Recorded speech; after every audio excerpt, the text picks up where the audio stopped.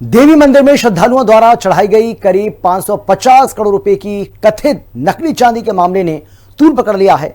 एक नया मोड़ ले लिया है। जम्मू कश्मीर की कोर्ट ने क्राइम ब्रांच को चांदी के चढ़ावे से जुड़ी सभी रिकॉर्ड पेश करने का निर्देश जारी किया है। वहीं शिकायतकर्ता का आरोप है कि असली चांदी की हेराफेरी कर उसकी जगह नकली धातु रखी गई। मां वैष्णो देवी धाम नकली चांदी पर घमासान, 550 करोड़ का विवाद, अदालत का रुख सख्त। 29 जुलाई को सुनवाई, क्राइम ब्रांच की जवाबदेही। आस्था के धधकते सवाल, चांदी में हेराफेर या गबन। लूट, चोरी, फरेब और धोखाधड़ी अब सड़कों, दुकानों और घरों से निकलकर मंदिरों की चौखट तक पहुंच गई है। राम मंदिर चंदा गबन के दौरान आस्था से खिलवाड़ के गम से भक्त उभरे नहीं थे। अब ऐसा ही एक गबन का मामला मां वैष्णो देवी के दरबार से सामने आया है। 550 करोड़ रुपए की नकली चांदी एक बड़ा सवाल खड़ा कर रही है कि मां भवानी के दरबार में नकली चांदी भक्तों की ओर से चढ़ाई गई है या शातिर किरदारों ने बदल दी। जय माता दी। देखो, पहले एक इसमें मेजर क्वेश्चन ये है कि घोटाला किया किसने?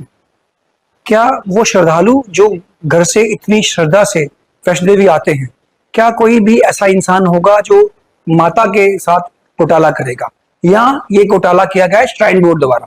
जैसे आपने बोला घोटाला हुआ है, अगर ये घोटाला हुआ श्राइन बोर्ड द्वारा, तो क्यों हमारी जो क्राइम ब्रांच है जहाँ पे इस पे एप्लीकेशन दी गई है, वो क्यों पीछे हो रहे हैं इंक्वायरी करने को?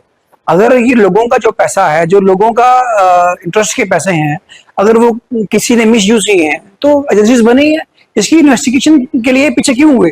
तभी ये लोग कहीं ना कहीं कोई ना कोई ग्रे एरिया है, तभी कोर्ट ने इस पे संज्ञान लिया है और नोटिस किया। एक छोटी सी बात है, अगर हम भी अपने घर से मंदिर को जाते हैं ना, तो घर से आंगन से जो सबसे खूबसूरत फूल है वो चढ़ाते हैं।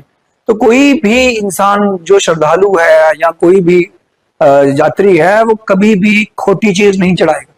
जम्मू कश्मीर के माता वैष्णो देवी श्राइन में 500 करोड़ से अधिक के कथित नकली चांदी के चढ़ावे से जुड़े मामले में जम्मू कोर्ट ने सख्त रुख अपनाया। अदालत ने क्राइम ब्रांच के जांच अधिकारी को आवश्यक रिकॉर्ड के साथ तलब किया है।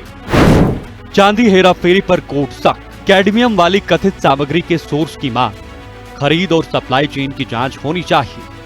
अधिकारियों, विक्रेताओं की जिम्मेदारी तय हो।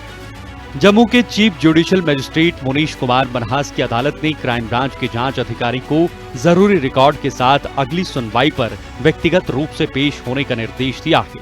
जो कोर्ट का कोर्ट ने संज्ञान लिया है कि इस पे बढ़िया तरीके से कार्रवाई होनी चाहिए कि जो यात्रियों के विपरीत भी एक मान लो कि जो यात्री घर से आते हैं वो प्योर चीज लेके आते हैं। कोई भी माता वैष्णो देवी में डुप्लीकेट अपनी मन्नत मांगे होगे डुप्लीकेट चीज नहीं चढ़ाएगा।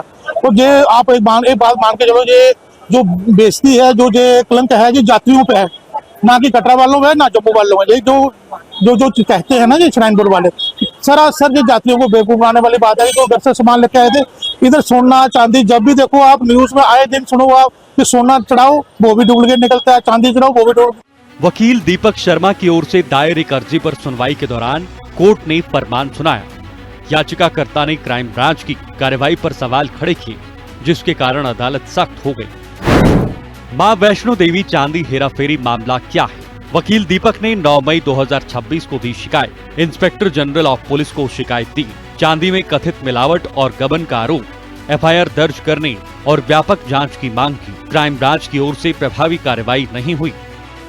मई महीने में श्री माता वैष्णो देवी श्राइन बोर्ड ने लगभग 20 टन चांदी, जिसकी अनुमानित कीमत करीब 550 करोड़ रुपए बताई गई, पिघलाने और सुरक्षित रखने के लिए सरकारी टकसाल भेजी थी। कैसे हुआ खुलासा? चांदी 20 टन, टकसाल मिंट भेजी गई। चांदी का 95% हिस्सा कैडमियम, शुद्ध चांदी महज 5% ही है। ताजा मुद्दा जो इस समय बना हुआ है श्राइन बोर्ड को लेकर, वो है चांदी को लेके जो स्कैम हुआ है, जो बताया जा रहा है कि चांदी जो डुप्लीकेट है या कुछ है। ऐसा तो कुछ हो नहीं सकता, क्योंकि जो भी श्रद्धालु यहाँ पे आएगा वो उसके अंदर आस्था होती है, वो माता रानी के साथ बेईमानी नहीं करेगा।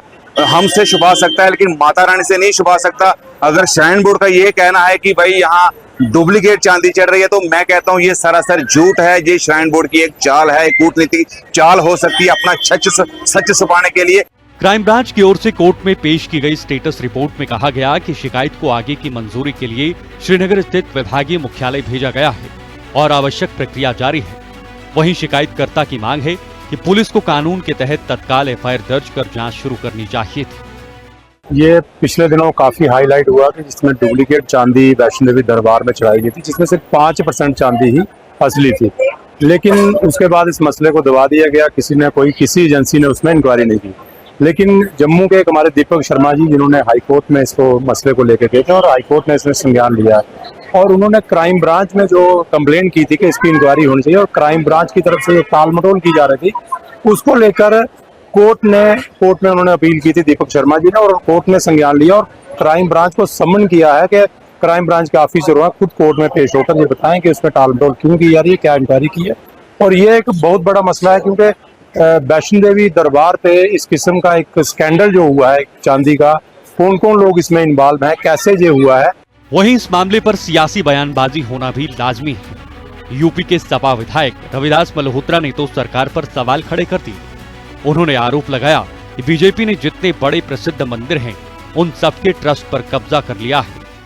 चांदी बदल दी गई और चांदी असली गायब हो गई, नकली चांदी वहां रखी है।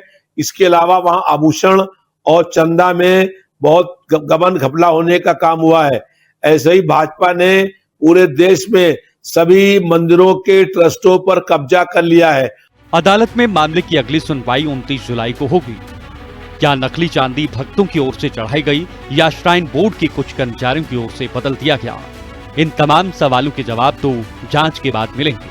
लेकिन अगर याचिकाकर्ता का दावा सही निकला तो ये कलयुग में भक्तों की आस्था पर कलंक होगा, इसमें कोई दो राय नहीं। स्पेशल रिपोर्ट, हिंदी खबर।